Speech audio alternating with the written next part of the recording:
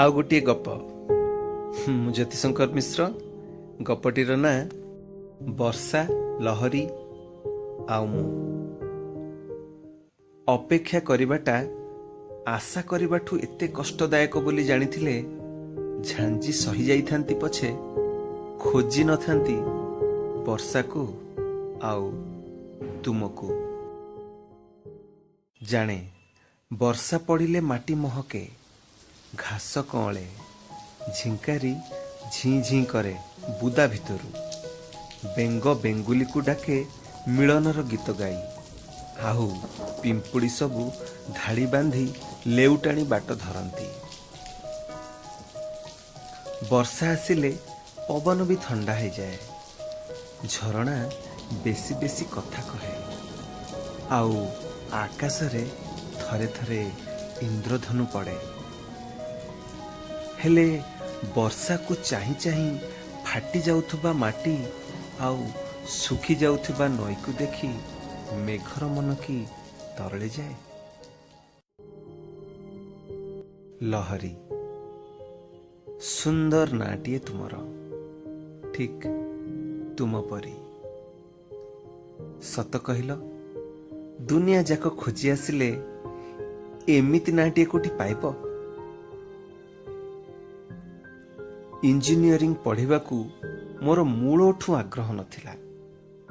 प्रथम सेमिस्टर रे तुम सह देखा ही नथिले हुए तो शेष वर्ष जाए मु कॉलेज जाई नथांती।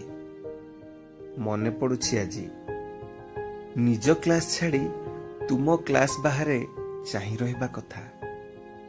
तुम संगे कॉलेज गेट पर्यंत चाली चाली जिबा कथा। आउ क्लास सरिला परे घंटा घंटा बारंडारे ठिया ही कथा हबा कथा। आउ एमती अनेक कथा जहा एबे आउ कहि हबनी, कहि किछि लाभ भी नाही। वर्षा सबु बेले एमिति निर्विकार, कहार शोष देखी ना से शीघ्र चली आसे ना शीघ्र फेरी जाए बन्यार त्रास देखी। वर्षा स्वार्थपर सन्यासीटीए, ता पाखे ना आवेग ना संयम।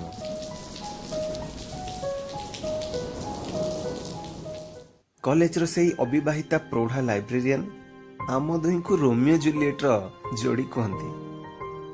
शुणी कॉलेज सबु प्रेमी जुगुल को से एका तुलना से दियंती। निज निसंगता को भूली जिबा पई हुए तो एमिति आम संगर से मिसी जाती। प्रतिबदल रे झाउली पड़िथिबा तांको सौंदर्य को केही केही प्रशंसा भी कर दियंती। मु भी टिके टिके करे। तांको कथा सुनी तुमे किंतु भारी खुशी हो, बोधे मु भी खुशी हुए। हेले केतेटा सेमिस्टर परे तुमर बढ़ुथिबा परसेंटेज हाउ मोर बढ़ुथिबा बैक पेपर संख्या को देखी तांकर आमुकु नहीं कथा हेबाटा जे कमी जाइथिला से कथा तुमे जानी पारि नथिला। हेले मु ठीक ठीक बुझी पारुथिली।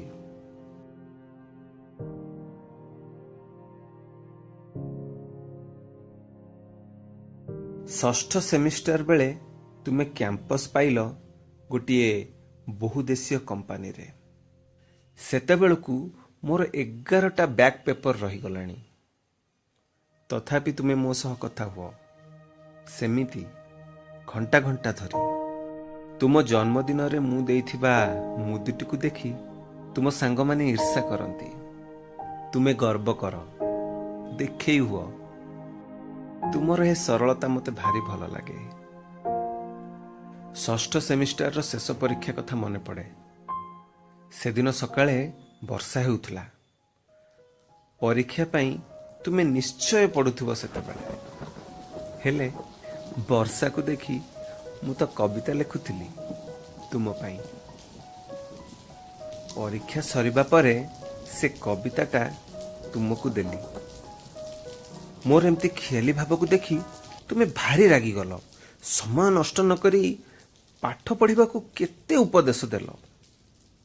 ତୁମ କଥା ଭଲ ଲାଗିଲା। କେଇଟା ମାସ ପରେ ତୁମେ ବାଙ୍ଗାଲୋର ଚାଲିଗଲ।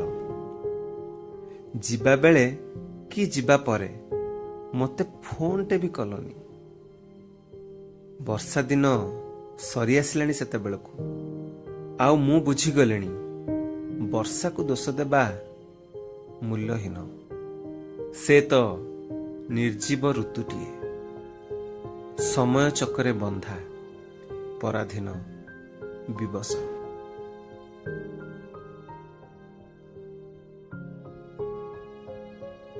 ଅପେକ୍ଷା କରିବାଟା ଶୀତଦିନେ ଜଳନ୍ତା ନିଆଁରେ ହାତ ଦେଖାଇବା ପରି। ଝାପ୍ସା ଝାପ୍ସା ତାତିକୁ ସହିଗଲେ ମିଠା ମିଠା ଅନୁଭୂତି ମିଳେ। ହେଲେ କୁହ ତ, କେତେ ସମୟ ଏମିତି ନିଆଁରେ ହାତ ଦେଖେଇ ହେବ?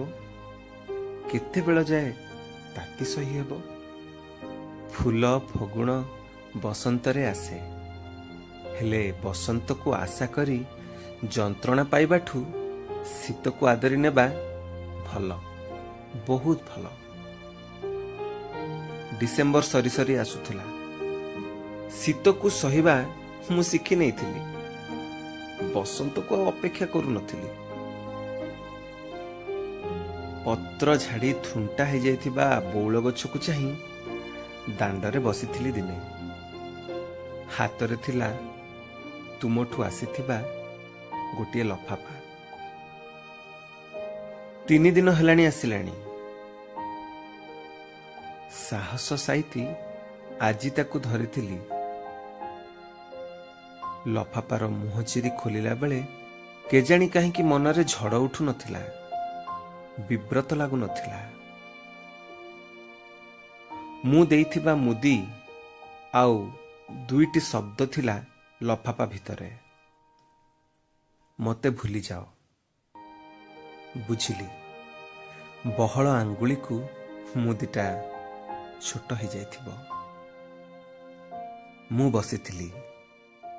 ଡିସେମ୍ବର ସେ ଗାଢ଼ ଶୀତୁଆ ସଞ୍ଜରେ ଅସରାଏ ବର୍ଷା ବରସିଗଲା।